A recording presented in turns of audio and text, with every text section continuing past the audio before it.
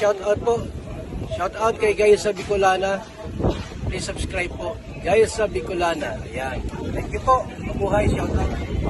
Hello mga kalingap, subscribe nyo po guys sa Bicolana. Salamat.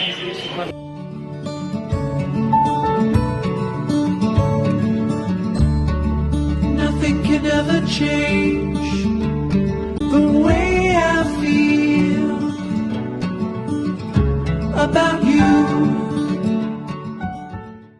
Ayan, good morning mga ka-good vibes. So, nandito po tayo kay Kuya Santi. Si Kuya Santi po ay mga ka-good vibes. Isa po siyang trabahador po dito katiwala po dito sa resort. Kaya lang po, nagkaroon po siya ng diferensya. So, nung nakailan po, nakita ko po to si Kuya Santi. Mataba pa po mga ka-good vibes. Nagulat ako at bigla siyang pumayat dahil po sa karamdaman niya po na iniinda sa paa na biglang namaga at nasugod po to si Kuya sa hospital. So kakalabas lang po niya isang linggo na lang po siya nakakalabas. Isang linggo Kuya? Isang linggo na po siya nakakalabas ng hospital. So nahirapan po siya dahil may iniinom po siyang maintenance mga ka-goodbye. So silipin po natin ang paa ni Kuya. Ayan po Kuya, bigla po talaga kayo Kuya pumayat mga ka-good vibes. Ano Kuya nininom nyo maintenance? Ay, daghan ang inom ko. Mga gamot pwede mo banggitin dito sa video? Pibosustat, colchicine, tapos ano yun? Sodium bicarbonate, tapos Rinalom, Opo. tapos may yung pasang pampaihi Yun.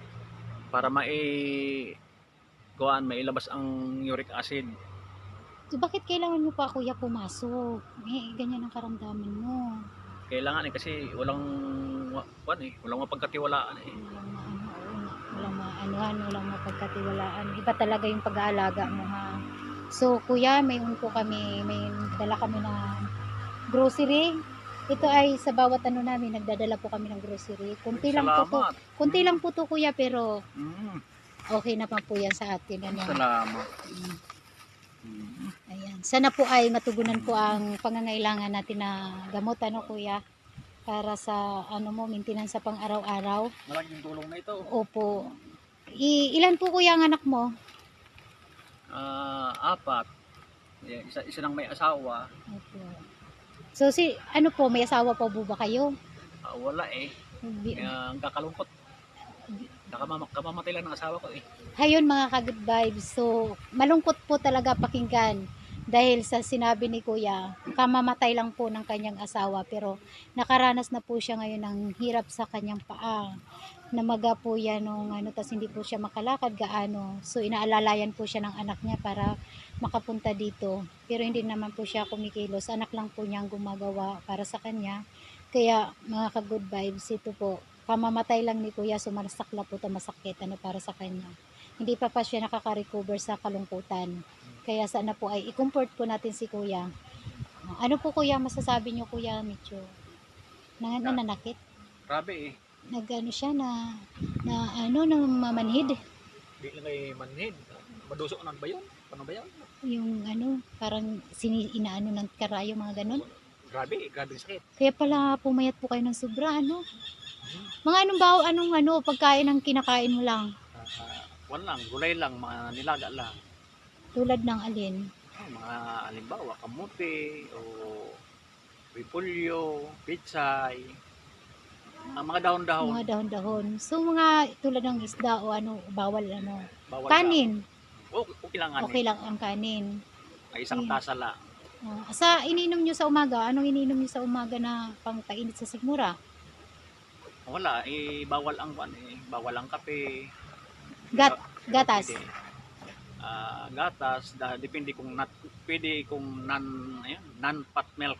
Ang iniinom. Bawal yung mga Bear Brand, Alaska o Nido. Skim milk. Mga ganun lang Non-fat milk. ang iniinom mo. Ayun. So ano masasabi mo kay G sa Bicolana? Ang Bicolana. Opo, kay G sa Bicolana. Ako po Kuya, i-explain ko po sa inyo. Hindi po ako yung vlogger. Ang vlogger natin si G sa Bicolana sa San Isidro na sa Bulusan na namamahagi ng mga grocery para sa mga senior, tsaka nagpapapiding para sa mga bata. So po ay natutuwa man kasi ako yung kinuha na maging busis niya dito sa pagbablog niya. Tsaka, ano pa, Ngayon ko lang narinig ang pangalan na yan, pero napanood mo na. sigurado ako talagang malaking tulong yan sa tulad ko na video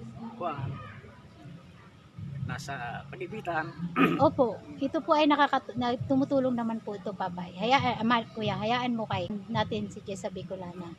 Dahil yan ang dream niya na makatulong sa mga senior. Narinig ko na siya, Napanood mo sa ano. pero kasi di ko mga alam ang kuan. Ano na po niya siya eh, na ano na po siya sa YouTube. Madami na po Ano siya yung kanya, yung YouTube channel. channel niya? Jessa Bicolana. Gisa Bicolana. Opo, Jessa Bicolana. Siya po ay anak Search ko ni Mama Palermo. Mm, Yan. mm. Yan ang ano. Kaya nga, malaking tulong sa atin na may vlogger tayo. Katulad niya na hangad niya makatulong ng mga senior. Marami na po kami na pasok na barangay. Karating ako kahapon ng barangay San Francisco Kapangingan. Yun, Kapangingan. Tapos sa sunod araw punta naman kami sa likod San Isidro. San ba yun? Udikin? Hindi ko udikin. O Udikin na naman doon. Mga sunod araw Udikin. Pagka kay udikin. Opo. Kaya panalangin natin na tuloy-tuloy ang suporta din ng mga ka-good vibes kay Jessa Bicolana. Kaya para mga ka-good vibes, kung makita po natin yung kamay ni Kuya, talagang hinimasimas na lang niya yung binti niya dahil kumikirot daw po talaga ng gusto. Grabe. O kumikirot. Alam niyo mga ka-good vibes, ito si Kuya, nakita ko na po ito malusog, mataba. Pero nagulat ako ngayon dahil pumayat po siya ng husto, mga ka-good vibes. Sayang lang yung may picture si Kuya. Ipapakita ko sana, kaya lang nag-block ang cellphone ko. Hindi ko alam kung bakit. Kaya ayan mga ka-good vibes, gabayan po natin at ipag-pray po natin si Kuya na gumaling na po. Sana ay tuloy-tuloy na yung kanyang paglakas. Basta Kuya, bawal lang pagkain, huwag natin kainin. Ha? Sinisikap po. Opo, tiis-tiis. Grabe. Oo. Sa kuan ato, makamamari. Oo, yun talaga. Kasi delikado, tulad na wala kayong asawa, walang mag-aalaga sa inyo, kundi yung mga anak. Iba talaga ang alaga ng anak sa asawa, Kuya. Yan. Mag-iba talaga. Ibang-iba talaga ang pag-aalaga ng asawa. Kaya ang asawa matyaga, ang anak magmamaktol pa. Kasi may kasama na pagmamahal. Oo. Ang pagmamaktol naman ng anak, may kasama naman pagmamahal. Siyempre, ama at magulang, di ba? Hayan mga ka-good vibes, si Kuya po at kumakatok sa ating mga puso. Siya ay dito sa trabaho. Medyo hindi siya makakilos ng maayos dahil sa karamdaman niya. Marami po siyang bawal kainin, mga ka-good vibes. Salamat Kuya ng marami. Naway gabayan po tayo ng Panginoon. Kuya? Sana sa pagbalik namin ay dala na namin yung inyong maintenance. Sana magpatuloy ang mga layunin niyo. Malaking tulong yan sa mga tulad ko. Opo. Ayan. Napapansin niyo mga ka-good vibes. Ayan. Talagang sakit. Buto na. Nakikita ko na yung buto ni Kuya sa tuhod. Grabe. Lumit na ngayong pa ako. Oo nga, nabigla ako Kuya, nabigla ako ng sa'yo. Laki ng binagsak ng katawan mo. Kaya nahirapan ako lumakad. So ilang pa lang ako dito na hindi nakadalaw. 3 weeks na. Oo. 3 weeks na ako na ganito eh. Hayan, yes. Good afternoon mga ka-good vibes. Nandito po tayo kay Kuya Raul. Isa po siyang disabled. Yan, disabled. Yan si Kuya. Medyo sadyang matagal na po siyang hindi nakakatrabaho. 2015 pa po siya disabled, sabi sa asawa. Halika nga dito ate. Pwede mo tabihan si Kuya. Ayan. Kunin mo upuan. Kaya ma-interview ako sa iyo. Ito yung dito sila nakatira pero hindi to sa kanilang tahanan. Tinatira lang po sila. Ayan. Yan po ang asawa ni Kuya Raul. Tatanungin ko si ate kung saan siya nagwo-work. Saan ka ate nagwo-work? Sa Calatrava. Calatrava. Ano yun? Permanent, Extra lang. Si Kuya talaga, wala talaga siyang pinagkakakitaan. Bakit? Anong ano dyan? Ayang kamay. So mga ka-good vibes, yung kamay ni Kuya Raul, hindi na po siya masyado nakakakilos. Kaya si ate na lang yung nagtatrabaho para sa kanila dalawa. Yan po. Kaya lumapit po sa akin si ate kung pwede po sila tulungan. Ayan, naisip ko naman po dahil marami naman po kami tinutulungan. Kaya nilapitan ko rin po sila. Mga ka-good vibes. Ito po ay kuya, may bibigay kami na grocery na galing kay Jessa Bicolana. Ano po? Ang pinamamahagi namin mga grocery galing sa ating kababayan na si Jessa Bicolana, na nangarap siya ng simpleng pangarap para sa mga katulad natin na walang-wala, lalo-lalo na mga senior. Bukod doon sa mga senior, kami po ay nagpapapiding program para sa mga bata. Kaya kahapon, nagpapiding program kami sa Saugan. Nagluto po kami ng spaghetti at tinapay. Pinamahagi po namin sa mga kabataan. Sana yung grocery, mga ka-good vibes. Yan.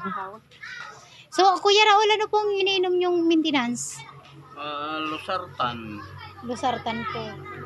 Tapos Siniraisin. Ano kuya?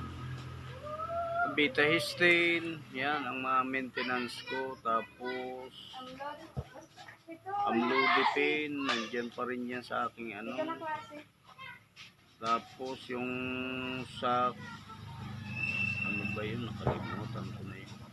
So, paano po nyo naiinom yan na pipirma mintin yung inumin? Wala po tayong trabaho. Saan po tayo kumukuha ng Di naman tuloy-tuloy dahil pag nakakabili lang. pag nakakabili lang tayo? Magkano naman ang adi ni ate sa work? 250 250 adi. isang araw. So, okay lang kasi malapit naman ano. Mm. Ayan mga ka-good vibes, si kuya, may mini-maintenance po siya, kaya lang, hindi po siya araw-araw nagiinom dahil makakainom lang daw po siya kapag may pambili. Ayan. Ayan mga ka-good vibes, ibibigay na po natin yung grocery para kay kuya. Nag-abot tayo si Ate Ami, yung aking kasama ngayon. Ayan, dahil wala si Modra, si Mama Paler, si Ate Ami muna, assistant ko ngayon. Hi Ate Ami, thank you so much sa pagsuporta kay Jessa Bicolana. Ayan, kuya, pasensyaan nyo na po yung aming munting regalo sa inyo ngayon. Konting grocery lang po yan, pero makakatulong po yan kahit papano sa atin. Hayaan nyo po kuya, yung ano nyo po, yung mini maintenance nyo naman po, nasabi nyo naman po dito sa video na malalaman naman po. Napaka-sweet ng aso nyo po kuya, talagang hinahalikan po kayo. Ayan. Ano po kuya masasabi nyo kay Jessa Bicolana? Di salamat sa tulong. Yun lang. Yung gamot. Salamat kung may darating na tulong sa gamot. Ayan. Ayan, Ma'am Jessa Bicolana, kung marinig niyo po ang hiling ni Kuya, gamot po para sa kanyang maintenance. Dahil hindi po siya nakakapagtrabaho dahil nga dun sa kanyang karamdaman. Nagme-maintenance po si Kuya. Bihira po siya makainom ng gamot kapag may pasyente, may pera, makakabili, makakatik po siya ng gamot. Kaya ngayon, wala daw po siyang gamot. Kaya Kuya, salamat ha. Sana yung hiniling mo matugunan po. Salamat Kuya ng marami. Salamat. Yan.